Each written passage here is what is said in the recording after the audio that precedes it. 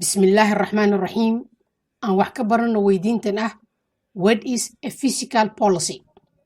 هذا fiscal policy والنظام أي أذيكستو دولة سي أي وجهيسو نقالها ودنك أيضو أذيكسانيسا إني سارة قادو أما هوس ودكتو قراشات كده أي عنشور طبع هادبا تلابة أي دولة قاديسة مركز وحا حديدية أما جان قوينية halka uu joogo dhaqaalaha wadanka ma kobac dhaqaale ayaa jira mise hoos u dhac dhaqaale marka ay dawladda sare u qaado ama hoos u dhigto qarashaadkeeda iyo canshuurtaba waxa ay saameynaysaa dhaqaalaha shaqaalaysiinta sicir bararka iyo wixii la halmaala fiscal policy waxa ay ka kooban tahay labo kuwaas oo kale ah government spending iyo taxation haddaba dawladda mar waxay sameynaysaa expansion marna waxay sameynaysaa contraction oo waxaa xadidaya xaaladda dhaqaale ee wadanka markana aan isla aragno faahfaahintooda haddaan ku hormarno qaybta ballaarinta ama expansionary khaasatan qarashaadka dawladda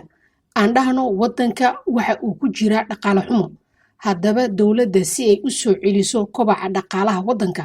ama ay uga hortagto in dhaqaalaha uu sii xumaado dawladda waxa ay sare u qaadaysaa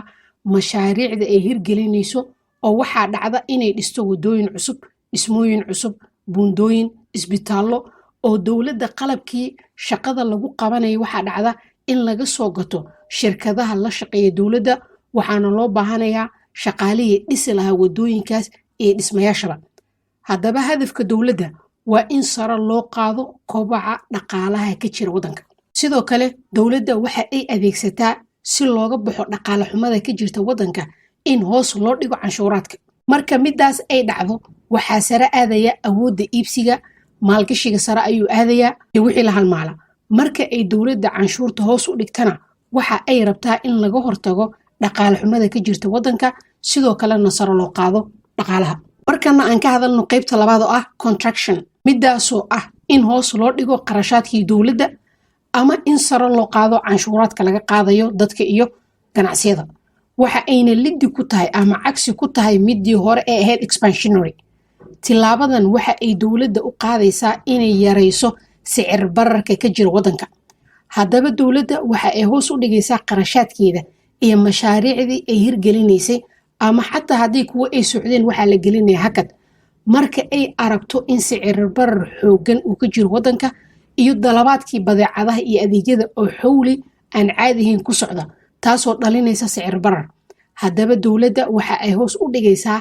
lacagaadka ama qarashaadka ay bixinayso si ay culayska uga yarayso dhaqaalaha wadanka sidoo kale dawladda waxa ay adeegsataa tax hikes oo ah in sare loo qaado canshuuraadka laga qaadayo